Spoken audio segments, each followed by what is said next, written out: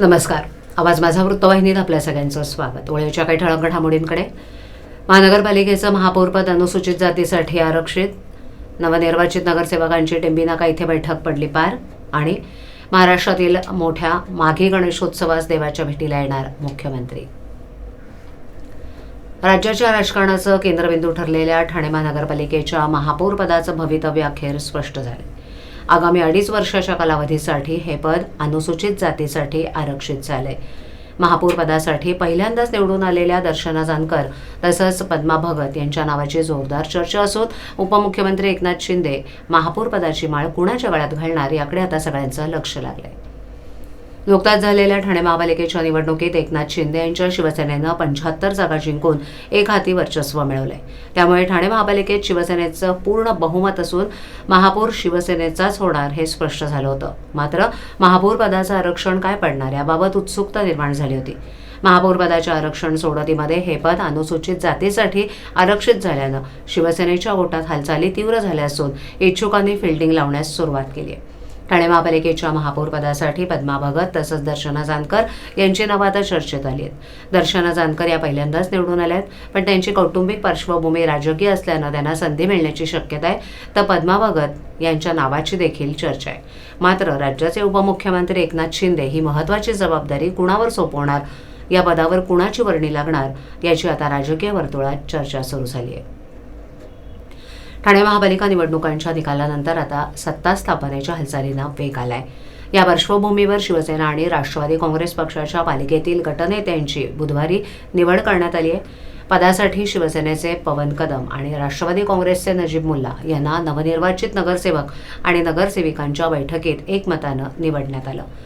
शिवसेनेच्या नवनिर्वाचित नगरसेवक आणि नगरसेवकांची टेंबिनाका येथील आनंदाश्रम इथं बैठक पार पडली. शिवसेना नगरसेवकांच्या गटनेता निवडीच्या बैठकीत शिवसेनेचे मुख्य नेते तथा उपमुख्यमंत्री एकनाथ शिंदे यांच्या आदेशानुसार शिवसेनेचे नगरसेवक पवन कदम यांची ठाणे महापालिकेच्या गटनेतेपदी निवड करण्यात आली आहे. यावेळेला खासदार नरेश म्हस्के, माजी आमदार रवींद्र फाटक, ठाणे जिल्हा महिला संघटक मीनाक्षी शिंदे, युवासेना कार्याध्यक्ष पूर्वेश सरनाईक आणि पदाधिकारी उपस्थित होते. राष्ट्रवादी काँग्रेसच्या नवनिर्वाचित नगरसेवक आणि नगरसेविकांची बैठक ठाण्यात पार पडली. या बैठकीत राष्ट्रवादी काँग्रेसचे नगरसेवक नजीब मुल्ला यांची ठाणे महापालिकेच्या गटनेतेपदी निवड करण्यात आली आहे. यावेळेला माजी खासदार आनंद परांजपे, नगरसेवक सुहास देसाई, राजन किणे आणि इतर पदाधिकारी उपस्थित होते. शिवसेनेमधील विविध कार्यक्रम आणि निर्णयाचं केंद्र असलेल्या टेंबिनाका परिसरातून पवन कदम पालिकेवर यंदा निवडून आलेत. याआधी पालिकेत स्वीकृत नगरसेवक म्हणून कदम यांनी एंट्री घेतली होती. मागील टर्ममध्ये त्यांच्या पत्नी पल्लवी कदम या निवडणुकीत विजयी ठरल्या होत्या. त्यांची उपमहापौरपदी वर्णी लागली होती. शिवसेनेच्या अनेक ज्येष्ठ नगरसेवकांची नावं या पदासाठी चर्चेत असताना कदम यांना ही संधी देत उपमुख्यमंत्री शिंदे यांच्या विश्वासू असलेल्यांना संधी देण्याची खेळी या निमित्तानं करण्यात आली आहे. राष्ट्रवादी काँग्रेसचे नजीब मुल्ला यांनी याआधीही पालिकेचं गटनेतेपद भूषवलंय. त्यांनी पालिकेत विरोधी पक्षनेत्याची भूमिका बजावताना सत्ताधाऱ्यांना अंगावर घेतलंय. पालिका प्रशासनावर वचक आणि अभ्यासू नगरसेवक अशी मुल्ला यांची ओळख असल्यानं पक्षातील फुटीनंतर देखील त्यांनाच यापदी कायम ठेवण्यात आले.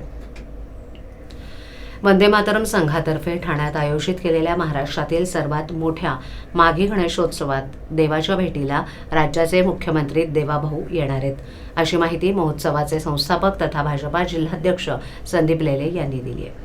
माघी गणेशोत्सवाच्या पूर्वसंध्येला वाजत गाजत श्री गणेशाची विलोभनीय मूर्ती यंदा मध्य प्रदेशातील अहिल्यादेवी होळकर किल्ला येथील प्राचीन गणेश मंदिराच्या प्रतिकृतीमध्ये विराजमान झाली आहे. त्यानंतर आयोजक संदीप लेले यांनी माध्यमांशी संवाद साधला.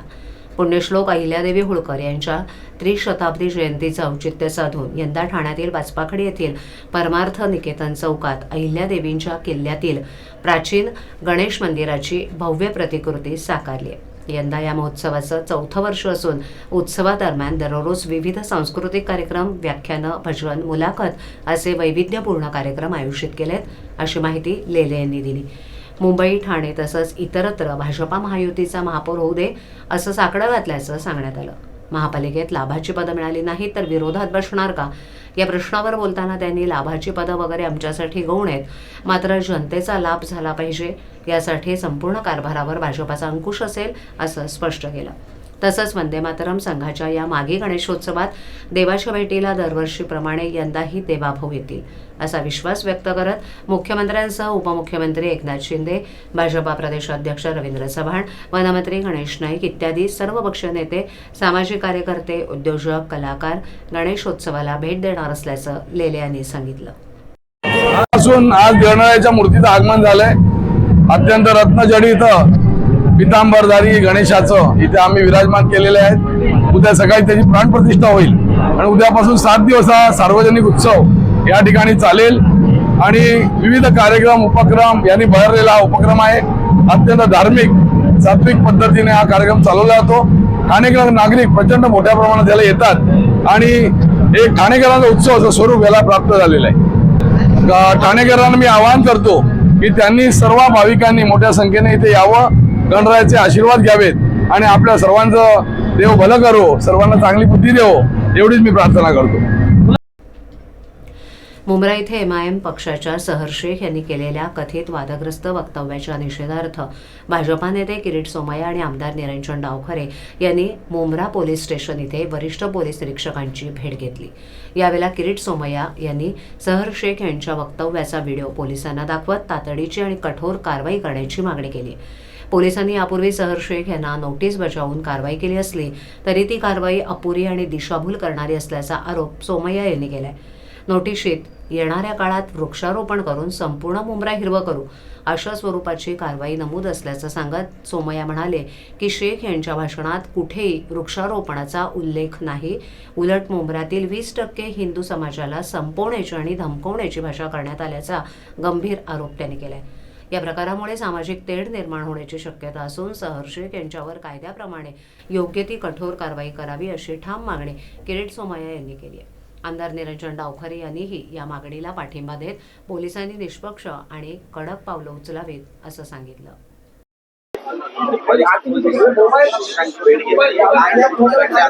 पुन्हा एकदा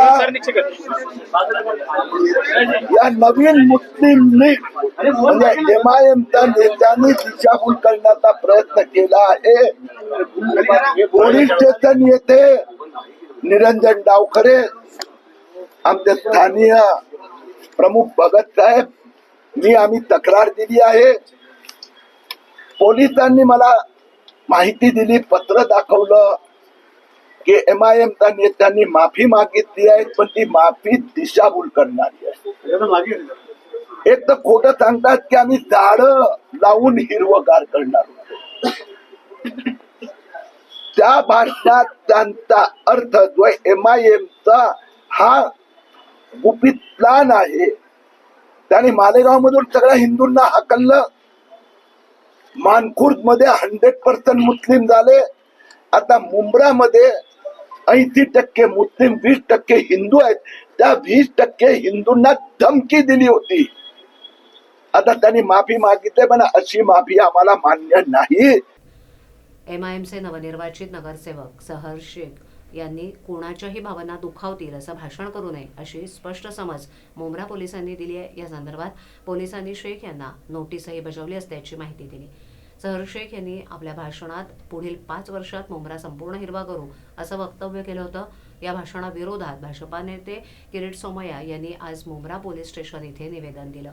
या निवेदनानंतर पोलिसांनी संबंधित भाषणाचा आढावा घेतला. भाषणामुळे समाजातील काही घटकांच्या भावना दुखावल्या गेल्याची तक्रार समोर आल्यानं भविष्यात कुणाच्याही भावना दुखावतील असं वक्तव्य किंवा भाषण करू नये अशी तंबी सहर शेख यांना देण्यात आली. त्यानुसार प्रतिबंधात्मक स्वरूपाची नोटीस देत कायद्याचं पालन करण्याचे निर्देशही पोलिसांनी दिलेत.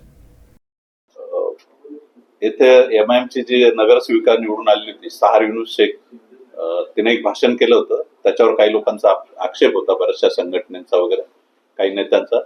त्याच्या अनुषंगाने आज BJPचे ज्येष्ठ नेते माननीय किरीटजी सोमय्या साहेब आणि सन्माननीय आमदार साहेब निरंजनजी डावखरे आणि त्यांचे सर्व शिष्टमंडळ मला भेटायला आलं होतं. त्यांनी सदर प्रकरणाबाबत आपण काय कारवाई केली याबाबत विचारणा केली आणि त्यांनी एक निवेदन दिलेलं आहे.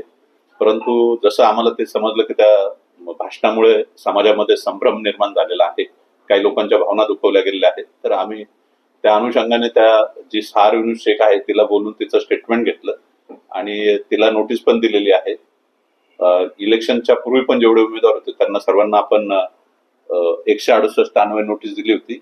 हिला नंतर पण परत अशी तुझ्यामुळे समाजात संभ्रम निर्माण होईल, कायदा सुव्यवस्थेचा प्रश्न निर्माण होईल किंवा कोणाच्या धार्मिक भावना दुखवल्या जातील असं यापुढे भाषण करू नको वगैरे आज तिला कडक शब्दात समज दिलेले आहे लेखी स्वरूपामध्ये आणि तिने पण ती मान्य केलेली आहे.